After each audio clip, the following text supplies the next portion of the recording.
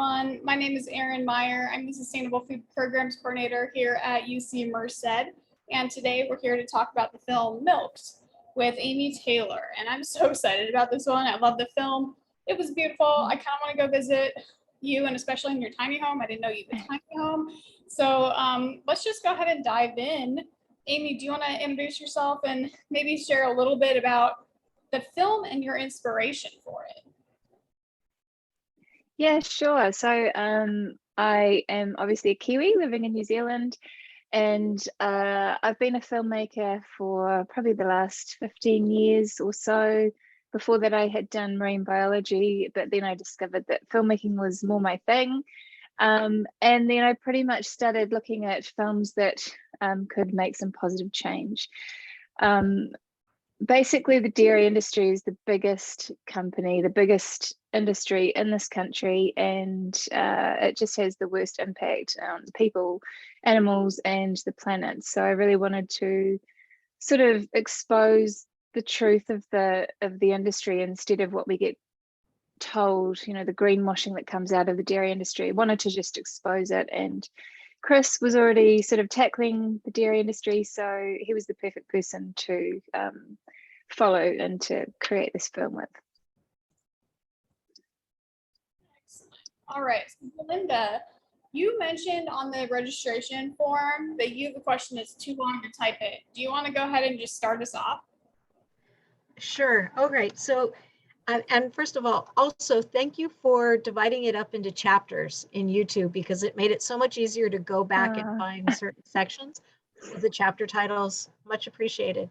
It was in the part about regenerative farming, and it came up a few times where some farmers said, you know, if there's money in it, I would get out of dairy. I would switch, like switch to hemp or switch to oats for oat milk, for example, if I could get out. And then in roughly like 45 minutes in the part about regenerative, it said, you know, they can't just switch over to oats because the water is full of nitrates and such. And I'm wondering if there are ways to reduce, I don't know how much time it takes, but if no more input of nitrates is going into watering holes or rivers, if over time, if it just needs to say fallow for a year or two or something, if eventually the numbers go down, or if a person first has to plant hemp in order to suck them up, or if you could go. So I feel like there should be some way. My understanding.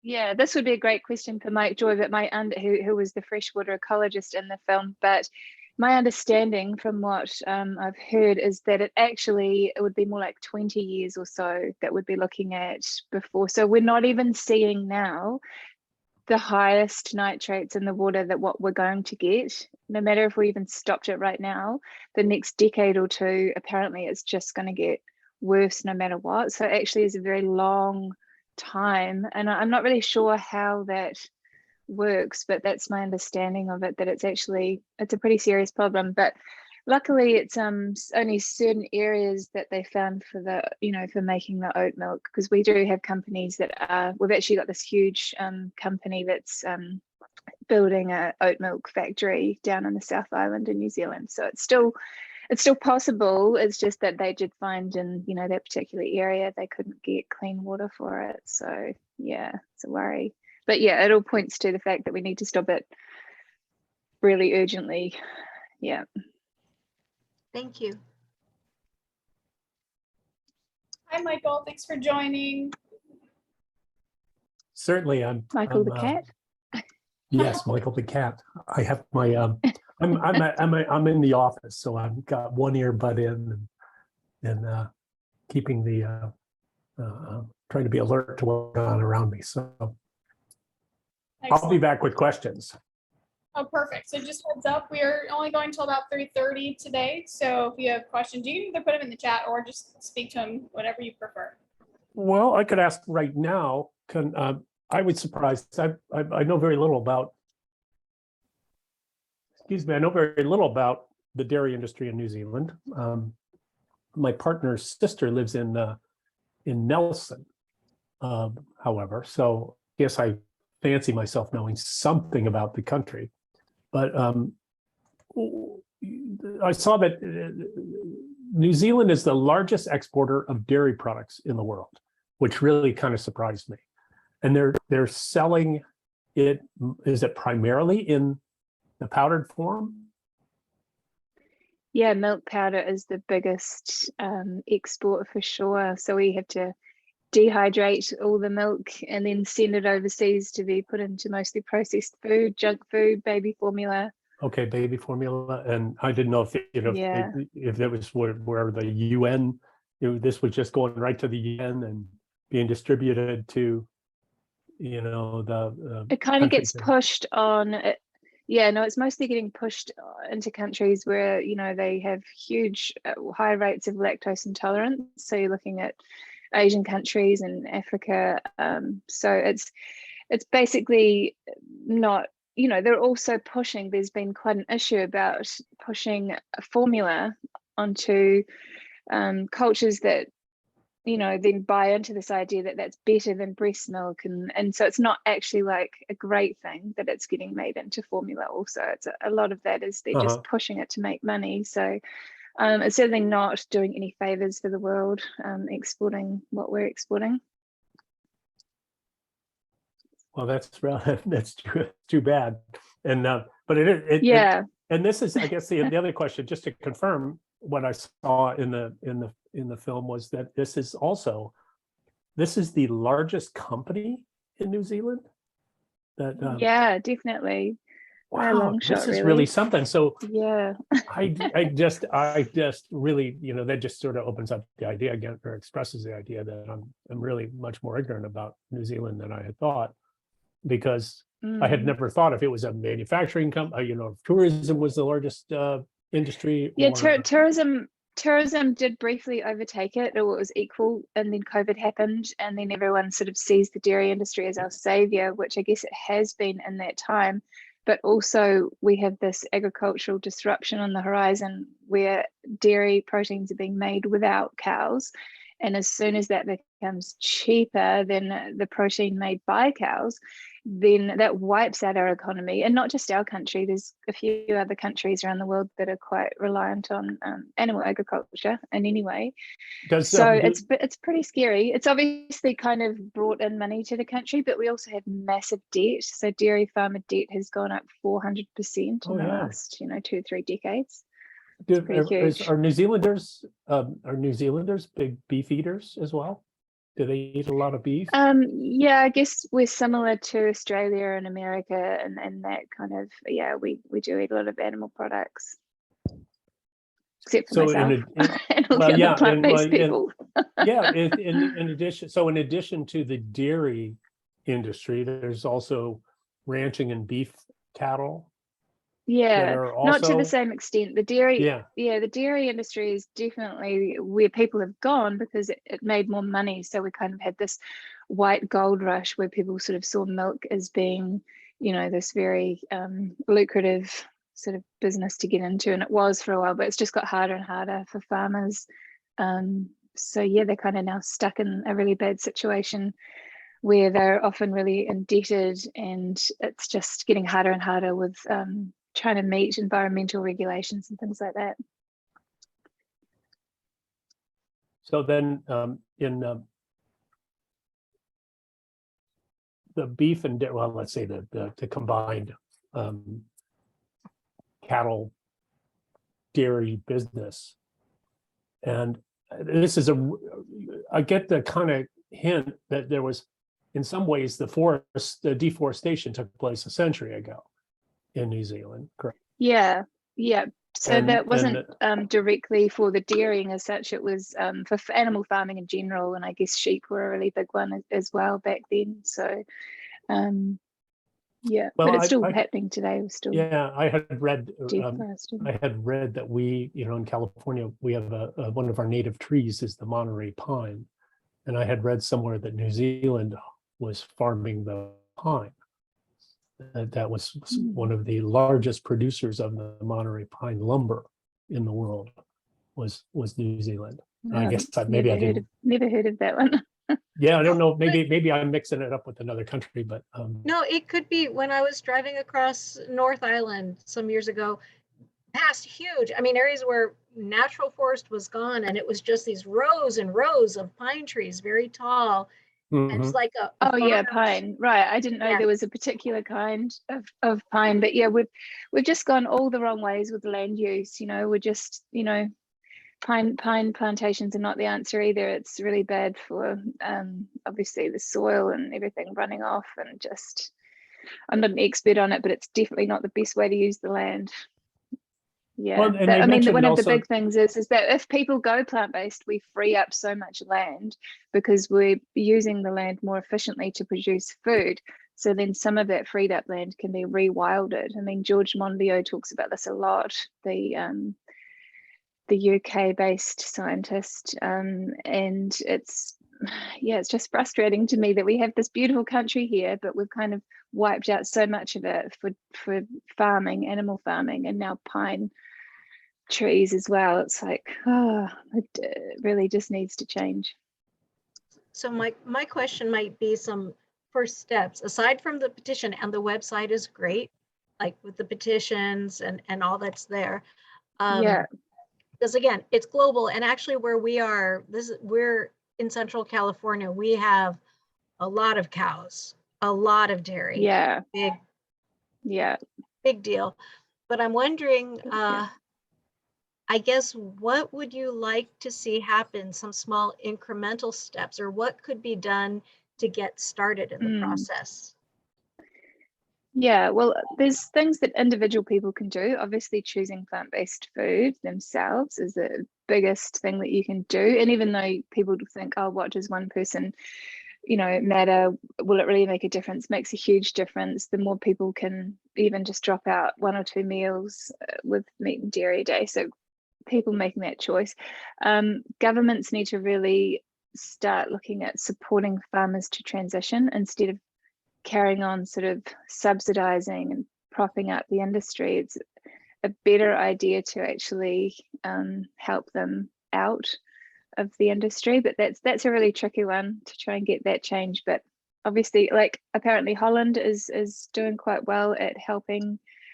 I think it's a buyout scheme or something that's happening there. So helping farmers transition, people choosing plant-based food, signing petitions obviously does help indicate, what the public are thinking. But yeah, it's a hard one. There's just educating people and knowing why it has to happen. Like I think films are so good for that, because it helps just explain why. If people know why, then they're usually more motivated to make that change. Yeah, so sharing the film, definitely. Share the film. We'll be doing that for sure. Oh yeah. I had no idea either. Same thing, like Michael, same, and from being there twice, just like, oh, this is good quality dairy. This is, fed totally. cows and so much greenwashing. Ireland and other places like that, they all do the same thing. And I mean, dairy in any country is not a good thing, and animal agriculture in any country is not a good thing. I think, if people have a couple of cows on their permaculture, if people just have something like that, that's fine, but you can't do it commercially in any way, really. It's just a massive waste of land use. It's one of the biggest things. So what is your why? Why do you come to plant-based? Is it like health? Is it animals? All of yeah. I guess for me, it started a long time ago. So 30 years ago, pretty much in my late teens, I became vegan because of actually the animals to start with. That was my first motivation. But I was also studying health, and then I saw the reasons why to do it for health. And then as I got older, there was more sort of science coming out, and I studied environmental science. So all of these things I was interested in came together. And yeah, there's been so much science, especially around climate change, just the impacts of animal agriculture on, deforestation, and just every bad thing that you can think of with the environment. It's pretty much linked to animal agriculture. So yeah, it's quite mind-blowing to me that it ties together all of those things that I'm passionate about. But yeah, for a while there, I still convinced myself that dairy was okay, so I'd become vegan, and then I went back to eating some dairy and thought, oh, surely by now it's all okay. Like, because it's so addictive and everyone loves it, and it's just that thing of, I realize how hard it is for people to see the damage in it, because it seems like such a wholesome food and a wholesome industry. That's how they market it. So yeah, if I could have the blinkers on myself, then I can see why other people choose to ignore the harm that it's doing also. But yeah, as soon as you actually watch a film like this or learn about it, then you kind of, it's pretty obvious to see what the real impacts are. Here's a question for you. Does New Zealand, like the Ministry of Health or whatever, I don't even know what you would call it, would they have something? We have in the United States.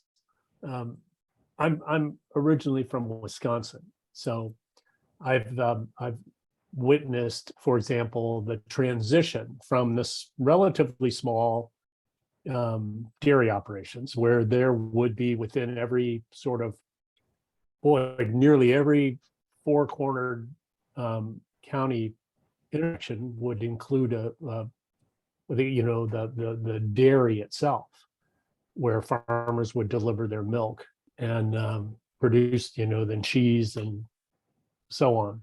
Ice cream really was an exception. That was quite an exceptional thing, and that now has become really quite a big arm of the industry. But we had growing up, and we still have, we have what's called the food pyramid, and one of the ways that the demand was induced for dairy was by putting it as an essential ingredient for daily life. For your daily diet, had to have, what was it, like 3 or 4 portions of it's the milk same or here. dairy products today per day.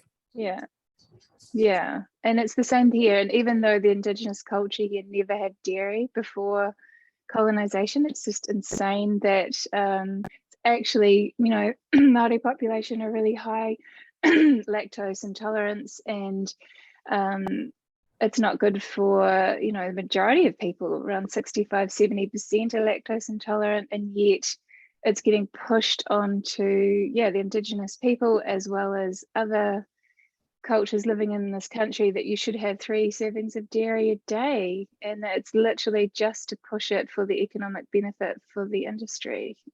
There's nothing to back that up. If people survived for thousands of years before without it, then why would they suddenly need it? So yeah, it's crazy to me. What do you think?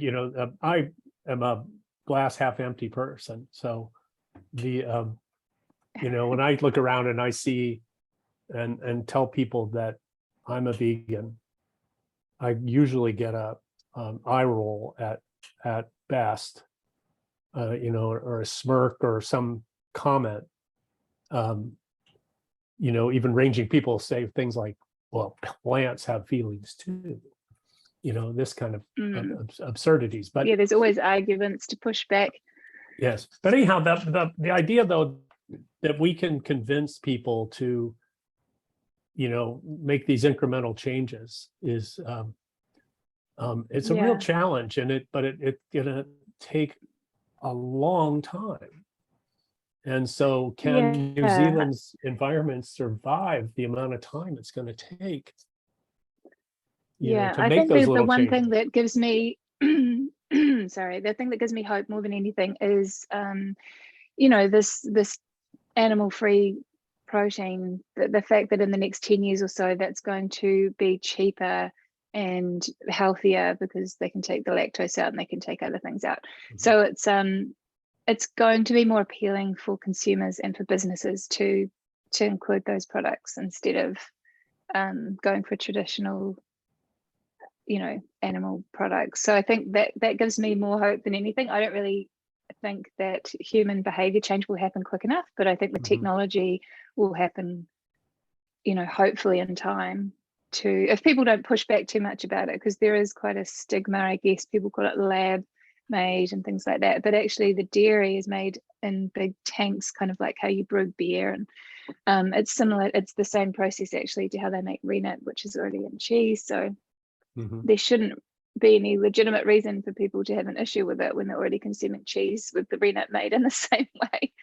So yeah, I just think that gives me hope, but also I think policies will probably have to change because you know, companies and governments around the world are going to have to bring their emissions down, and the easiest way to do that is to be switching to plant-based things. It's quite hard to tackle the transport sector and all the rest, but the impact of animal agriculture is something that, you know, people can change it quite simply just by changing their diet.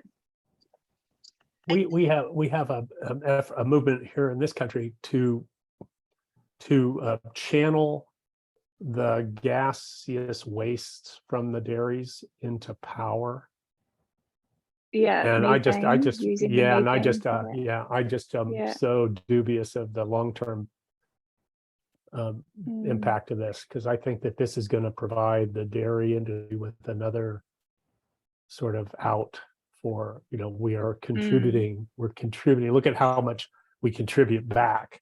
You know, we're making Yeah, California greener by using, you know, combusting our waste. And yeah, are they doing the same thing yeah. in Well, New that's Zealand? it.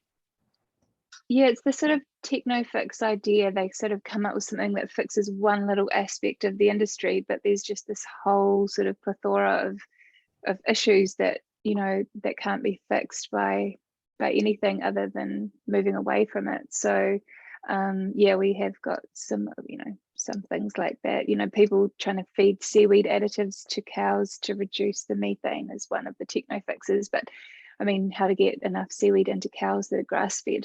How do you know, there's all these issues with it, but you know, they're not going to voluntarily go and eat a big pile of seaweed. So I don't know. I just think it really makes sense to me that there are lots of issues with it, so it just makes sense to move away from it. And also you can actually make more money doing that, you know, plant-based agriculture. There was a study done by a government agency here in New Zealand that showed, compared to around 25 billion a year from animal agriculture, we could be making around 80 billion with our land, with just growing plants instead. So it seems like a no-brainer to me. I think maybe one of the issues is with farmers being in debt, if the government had some sort of plan for debt relief in a way as a reward for those farmers who would change to plant, you know. Exactly. Yeah, exactly. If there was some way to sort of ease that transition for them, and also to help the hemp industry is one of the crucial ones. If hemp didn't have so many, you know, really silly regulations, and if it wasn't so it's just not supported in this country, and well, in many countries even, and you know, even the carbon credits from growing hemp, that should be in the emissions trading scheme that we have here in New Zealand. So you can get, you know, credits for pine and all the rest of it, but you can't get it if you're growing hemp. And hemp sucks in 4 times more CO2 than pine does. So it's just insane. Yeah, hopefully. I mean, there are solutions out there, so people just need to, you know, start kind of heading towards those solutions. But you can only hope, but at least that agricultural disruption is there as a backup. I think if we don't make these changes, they're going to get forced on us anyway. And it is possible. I mean, it takes a little bit of time to change the culture, but you can see how quickly it can happen, like with Impossible Burger and fake meat. And now how at our supermarket, there's not just one brand, but supermarket closest to me, there are 3 different brands of fake of non-meat meat out there. Not, I don't mean, you know, and everyone, a fresh burger kind of thing. Yeah. And everyone's buying oat milk now. I mean, it's a huge industry here in New Zealand. We grow really good oats here as well. It just makes sense. There's all of that sort of thing. But yeah, this country has done it in the past. We've kind of pivoted from being sheep farmers, and then the wool thing sort of crashed, and then they went into, you know, dairy. And I guess it's similar because it's still animals, but I think it's just we have to get it into our minds that we need to shift from cows and sheep and all other animals into something different that's better for the land and better for people, better for the animals. But sheep do have less detrimental impact, right? Yeah, so they don't produce as much methane, and they don't, there's a few positives, but there's still lots of negatives. The land use thing, you can't get away from the fact that you can always produce around about 15 times more protein per area of land from plants than from animals. So that's it's just, that if you are being more efficient with your use of land, that means you do have that extra land that you can replant native species and you can give back to nature. And it's not just taking up, turning the whole planet into a farm to feed ourselves, an animal farm. That's pretty much what we've done. So I think it's, I hope that in my life I get to see the shift back from that, and it'd be great. I hope so too. Oh. Yeah. Ditto, Jinx. Yeah, Erin. I think that's actually a good place to start wrapping this up, because I know that you have to go, but Yeah. I do want to know that I want to give you a minute for like a shameless plug, because you did mention you have something maybe in the works. So like, did you want to speak to Yeah. that coming up? There's nothing coming out, so it's just the very beginning of a new project where I'm actually looking at following a dairy farm that is transitioning out of dairy. So that's an exciting sort of an example, hopefully an inspirational example of how it can be done. But that's very early stages, so there's not a lot I can talk about, but it's just a beginning. Excellent. Well, when you do have stuff to talk about, we would love to have you back and get a little bit of an update on that. Thank you so much for joining us. Really appreciate this conversation. I could talk for hours and hours. Listen. I know there's so much. That was the hard thing with reducing all the information into 90 minutes. It was very, very tricky. But yeah, it's just skimming the surface of all of it. But we do have lots of info on the website, and I'm also just finishing creating the educational guide that'll be going out, will be available for schools and universities and things. So that's good too. That's great. Yeah. So when will that be up? Hopefully definitely in the next month, maybe in the next couple of weeks, just waiting for the final design of it, but we'll add it to the website and let everyone know about that as well on social media. That'd be great. Yeah, and if you want to send us a nudge, we can go ahead and I can post that on my social medias and all of that. Share. Sounds great. Yeah, that'd be cool. Yeah, good to get more people learning about the key issues and the solutions. Really, it's definitely all about solutions at this stage. Need to absolutely head in that direction. Thank you so much for making that film. Yeah, thank you. I will be sharing it. Yeah. I've already gone to that's some the of main the thing. places mentioned. Yeah. Oh, thanks. At least it's out there in the world, and people are, discovering it. It's a shame Netflix is super hard to get onto these days, but at least it is freely available. Yeah. Yeah. Well, Thank we'll you have for to doing push it. Netflix then. Demand it or something. Pardon? Yeah, no, I mean, everyone says that, but even people who've got films on Netflix are struggling. They're not getting their recent films on Netflix. There's just been a big sort of shake-up, so it's a lot harder. So unfortunate, but at least Waterbear is a great platform, and we made it freely available on YouTube also. So yeah, that's the main thing. It's able to be seen. Right, because on Netflix you have to have an account, or at least your parents' passwords. Like maybe I shouldn't say that. So we thought YouTube, YouTube sort of the downside with YouTube is it doesn't give the credibility as much as having it on Netflix, but the fact that it's on Waterbear does give it credibility also. So YouTube is just for ease of access, really. No one can say, oh, I don't have a YouTube account, because pretty much everyone does. Yeah. All right. Well, thank you so much for joining us. This was fantastic, and enjoy the lovely weather over there, and have a great day, everyone. Yes. Thank you. Thanks for having me. Thank you so much. Thank you for taking the time to talk with us. Bye. Thanks for watching. Bye.